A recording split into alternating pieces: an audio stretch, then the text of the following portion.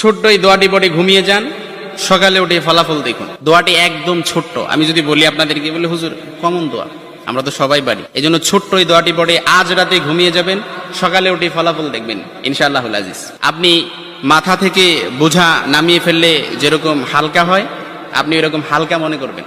আপনি মনে করবেন আপনার সমস্ত গুনাহ মাফ হয়ে গেছে, এরকম একটা হালকা অনুভূতি আপনার ভেতরে কাজ করবে। খুশি হয়েছেন মনে হয় না? এজন্য আমরা যদি ছোট্ট এই দোয়াটি পড়ে আজ রাতে ঘুমাতে পারি, সকালে উঠে ফলাফল দেখবো ইনশাআল্লাহুল আজিজ। আমি যদি আপনাদেরকে হাদিসের টেক্সট শোনাই, হযরত যায়েদ রাদিয়াল্লাহু তাআলা আনহু থেকে বর্ণিত, রাসূল সাল্লাল্লাহু আলাইহি সাল্লাম বলেন, হাদিসের স্পষ্ট ন্যারেশন হচ্ছে, যে ব্যক্তি রাত্রিবেলা 3 বার এই দোয়াটি পড়ে ঘুমিয়ে যাবে, সকালে উঠে আল্লাহ তাআলা তার সমস্ত গুনাহ মাফ করে দিবে।